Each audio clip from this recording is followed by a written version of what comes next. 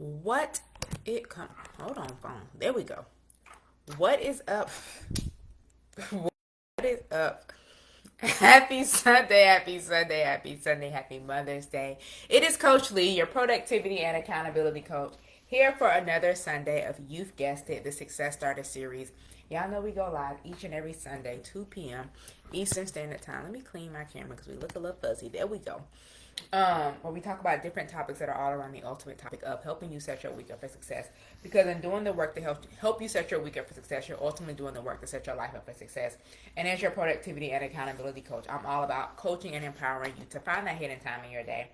Time that you can use to reckon to yourself as you pursue your goals, your purpose, and your life passions, while still maintaining your current responsibilities and doing so without the stress and without the overwhelm that could quite easily come with it. And as we continue in that vein, continue in that theme, continue in that topic, and continue in that conversation, we're going to talk about how to find time when you feel like you ain't got none today.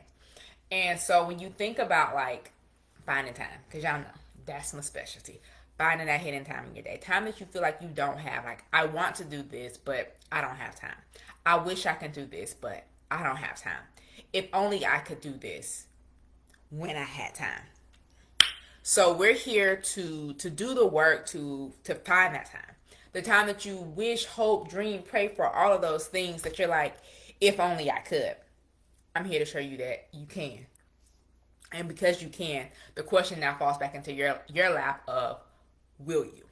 And so when I look at it, when I think about that, we're going to dive in and we're going to go through and have the conversation of kind of like looking at that and thinking about that.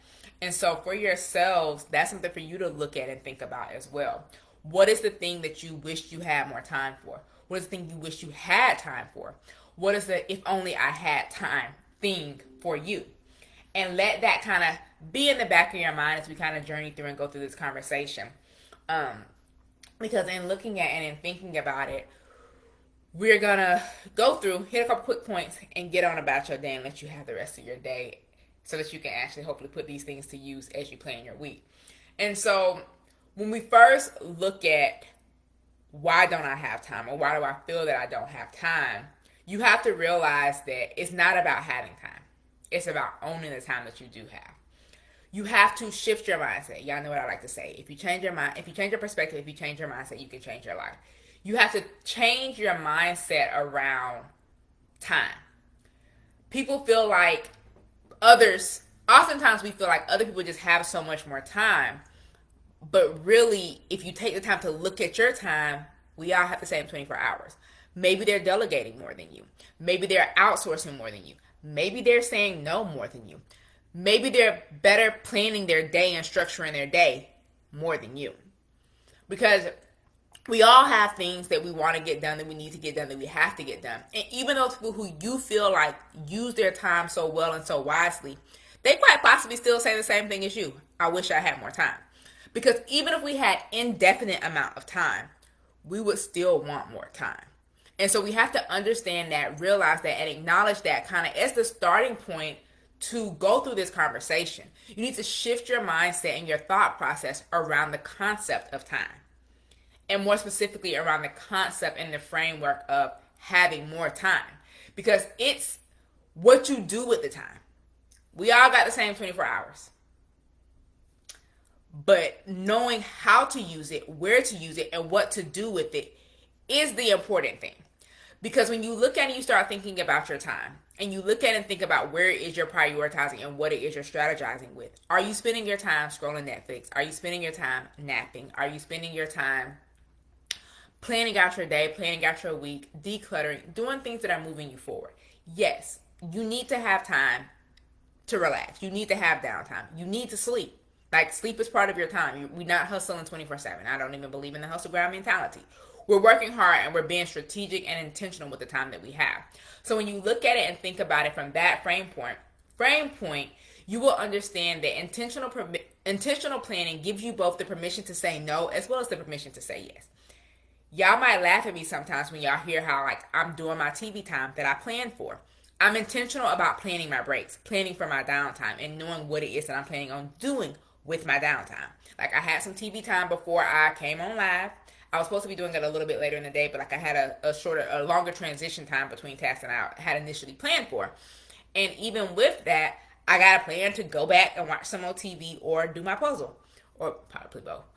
But at the same way and the same time that I'm planning for this downtime and these breaks, I'm also have my day planned for when it is that I'm going to work.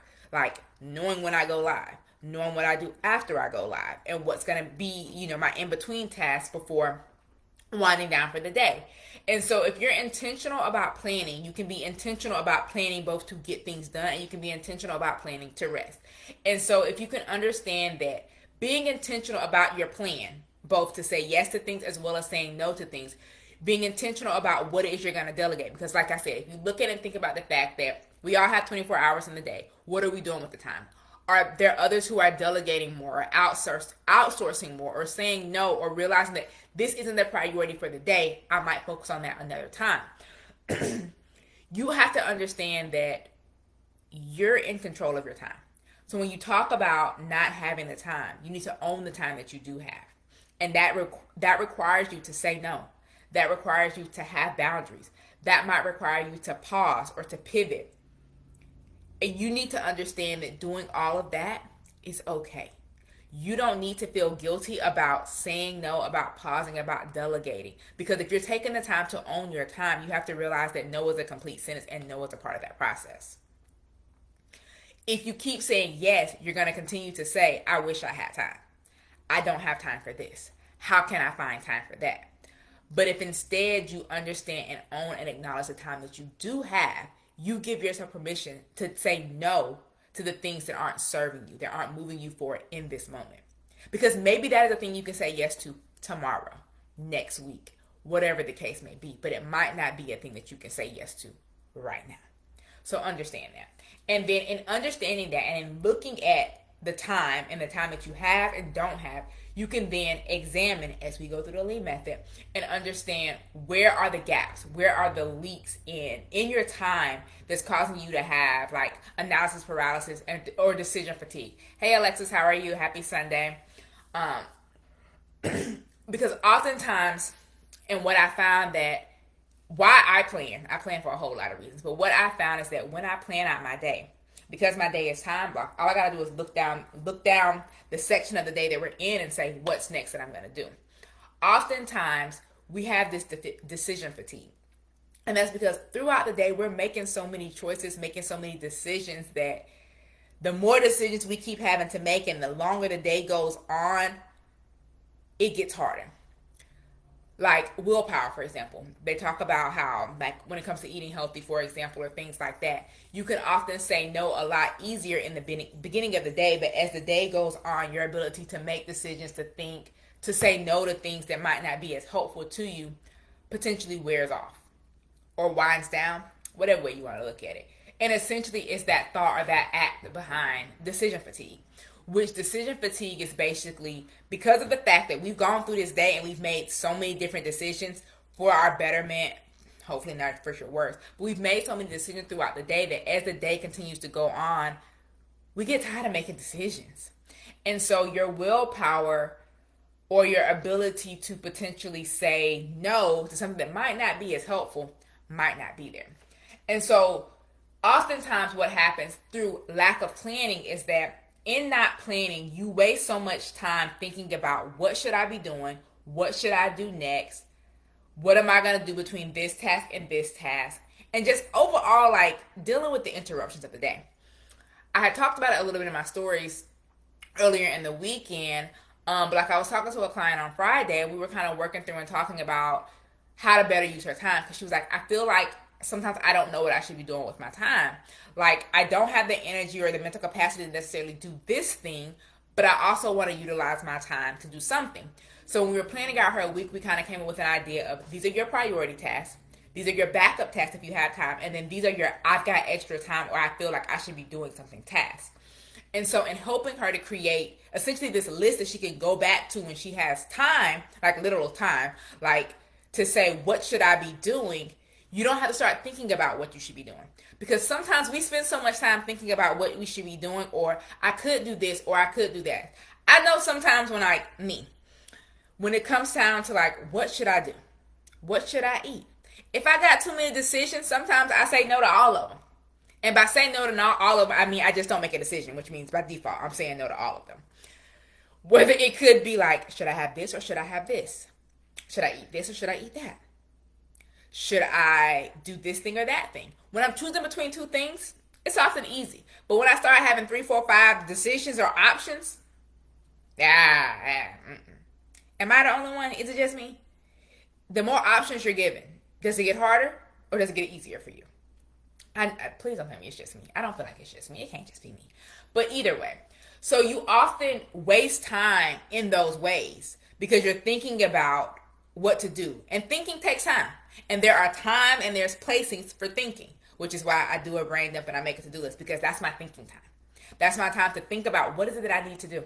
When am I going to get it done? How am I going to do it? What might be the obstacles in the way? And so when you look at it, when you think about that, you can understand, and maybe it'll help you to see how weekly planning, helps you to eliminate some of that overthinking that comes into play. Helps you eliminate some of that decision fatigue that comes into play, because it helps you to move with more clarity, because you're able to understand and identify what is it that you need to do, when is it that you need to do it, how is it that you're going to get it done, and just overall going about doing it. And so if you think about one thing that you could do that can save you time throughout the week, I want you to start doing it. For me having a brain dump, making a to-do list, and each night time blocking out my day for the next day helps me to know and understand what it is that I'm working on. So when I get up in the morning and get into my office, I'm able to get right to work instead of having to think about what it is that I need to do today.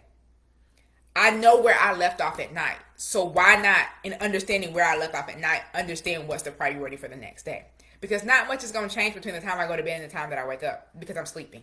Yes, life's still lifing and the world's still going on around me, but like I'm sleeping. So in terms of me, unless I wake up to an email or a text message or some kind of notification like that that causes some shift or adjustment in my day, what happened at night before I went to bed is going to be what's going to happen in the morning when I start my day. And so I don't have to think about all of those things. And so if you can look at how you can own your time, if you can examine where are those gaps in your time and how you can better utilize your time and how you can let go of some of that decision fatigue, then you're able to execute. You're able to start doing it. You feel that way when it comes to grocery shopping, spaghetti sauce, way too many choices. What sauce? And yeah, exactly. Like why fix what's broken? If you always buy the ragu sauce, unless the Prego is on sale, buy one, get one free, or something to that effect, or it's on sale, why are we thinking about it? Yes, you have the options. If you know, like for me, like, I read ingredients and stuff, so sometimes it's a matter of me flipping it over, seeing what the first couple of ingredients is. If I see high fructose corn syrup, if I see some form of sugar as the first ingredients, give me the other option. But for the most part, mainly probably because I shop at Aldi, I get the same brand of the same item each and every time. I don't have to think about it. I'm a creature of habit. And the more habits that you build in your life, the easier it makes your life. Now, I get it. If you buy something and you're like, don't like the way this tasted, okay, cool. Now you need another option. So you might need a little bit of time to be able to make a better decision. But if it's something like spaghetti sauce, which could apply in both scenarios, if it's something like spaghetti sauce, honestly, for the most part, they all taste the same. Especially if you're going to come home and you're going to season it and spice it up and do your thing with it. Just get the sauce. I mean, if you read ingredients like me, so you don't want the extra sugar or high fructose corn syrup or things like that, do that. Read it. I'm not telling you not to read the labels, because I'm going to read my labels. But decide what it is you need. So even in me taking the time to read the label on the spaghetti sauce, I know exactly where to look. Number one, it says ingredients. And I know exactly what I'm looking for. If it ends in some form of OSE, that's sugar. Glucose, sucrose, fructose, high fructose corn syrup, all those things. Like, some things don't need sugar. Peanut butter, for example. Why does peanut butter have sugar? Peanut butter should just be peanuts and oil. Some peanut butter is just peanuts, because once they ground it and do whatever, it makes its own oil. I digress. I'm going on a whole food rant here. I need to go grocery shopping this week, so that's probably also why it's on there, along with Alexis's statement. But we don't have to have these things. But even for me to be able to rattle that off to you lets you know that I have a process that I go through when it comes to me grocery shopping and looking for food items and knowing what it is that I'm going to get. I know the brand of peanut butter that I buy.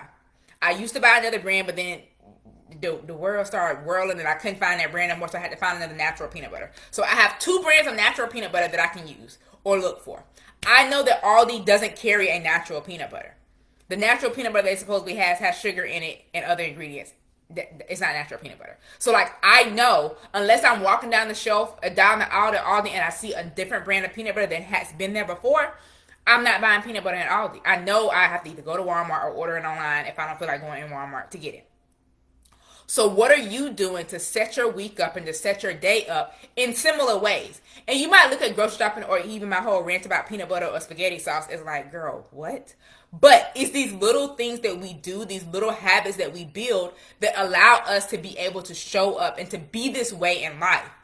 To be able to know and understand where your time is going and where it's not going and what it is that you're utilizing. So I don't have to go down the aisle and look at every peanut butter jar. I don't have to waste my time doing that. I know what I'm looking for and I know what they do and don't carry. And so when you're looking at like, okay, how can I own my time? When you're examining where are the gaps and where are the leaks and what is distracting you and giving you that decision fatigue, when you get ready to execute, you're able to understand that I don't need this big overhaul in the system. Start small. Alexis made a perfect, that example is a perfect thing. Like, because I've experienced decision fatigue and having to decide what spaghetti sauce I want to buy, now I put on the list exactly what sauce I'm going to get. So all I have to do is look at it, grab it, keep it moving. Simple. What can you do to simplify your day in that same way to make it to where you're able to execute? Consistency is built in the small habits. Consistency is built in the small things. It's not a marathon. It's a sprint. The small habits that we build, the small yeses that we have, the small no's that we have, the boundaries that we put in place, the brain dump and the to-do list, all of those small things that seem so minuscule and minute, when you don't do them, you see how big of a deal they actually are. And so I'm challenging you to take 15 minutes, 10 to 15 minutes to plan your week. When you say, how can I find time when I don't have it? By planning for it. You're looking for and struggling to find time day in and day out, but instead if you just carved out 10 to 15 minutes once a week to think about what it is you need to do for the week, you'll be amazed at how much time you get back. And you're like, I don't have 10 minutes. Okay, well, you also say you don't have time to waste. So what are you going to do? What you doing right now? I mean, hopefully listening and watching this. But aside from that, like, you scrolling on your phone? Okay, put that phone down for a few minutes. Oh, you need to watch some TV? Okay. I know we have, all these shows and, skipping commercials and DVR and things where you miss commercials. Sometimes let those commercials play. A commercial break is typically 3 to 5 minutes. That's 1/3 of the time you need to plan your week. So if during the episode of TV, each time there a commercial comes on, you do some planning for the week, by the end of the episode, you got it planned out. I don't want to hear no excuses about how you don't have 10 to 15 minutes. Because we waste 10 to 15 minutes. We honestly waste hours. So often. We do. We easily waste 20 to 30 minutes, like every 2-3 hours. So don't say you don't have time. Okay? Okay? Don't say you don't have time. And better yet, if you're saying you don't have time to figure out where you don't have time at, give me 20 minutes. Book a personalized productivity audit. It's a free call. And in 20 minutes, I can show you, tell you exactly where are some of those places that you have hidden time to start doing some of those things that you're looking to do. You say you don't have time to find it? I do. It's what I do. So I want you to start really looking at and thinking to yourself how to find time when you feel like you don't have it. You need to look at what are you doing with your time and understanding that it's not about having the time, it's about owning the time. You need to examine where are those gaps and those leaks within your time that you're wasting, that you're creating and having this decision fatigue, and you need to be able to execute. taking 10 to 15 minutes to plan out your week, because in that 10 to 15 minutes, you're going to save yourself hours across the course of the week. It's not about finding time. It's about owning it. You say you don't have time. The little bit of time that you take now is going to be the key to you having time later. As your productivity and accountability coach, when I say I'm all about helping you find the hidden time in the day, I mean that. I mean it. I do it. It's what I do. It's what I do. It's what I'm here to help you do. And so, as you think about that, as you put it to use, as you question yourself about it and all the things, decide and tell yourself that I have time. I have time, I'm taking time, I'm making time, and then go out and do that work to do so. We managing our energy, we managing our capacity, we're managing our focus. And the way that you're going to be able to do each and every one of those things is finding time when you think you don't have any. Stop convincing yourself that there's no time. You have it, you own it, you're going to use it. So if you're looking for support, help, or accountability to do so, you can comment the word time or head to the link in my bio. But otherwise, I want you to put this to work. I want you to understand and to identify the gaps, the leaks, the time, all those things, and put that to work to you, for you, and with you, so that you're able to get stuff done. You can find time. You just got to take the time to do so. So until next week, it's been Coach Lee, your productivity and accountability coach, here for another Sunday of, you've guessed it, the Success Starter series. We're focusing on managing our time, our energy, and our focus this week. And so what better way to kick off the week than helping you to understand how to find time when you feel like you don't have any. Again, if you're looking for help, support, or accountability in doing so, comment the word time or head to the link in the bio and book your free personalized productivity audit, because in 20 minutes, I guarantee you that I can help you to find time where you think you didn't have any. So until next week, guys, Coach Lee is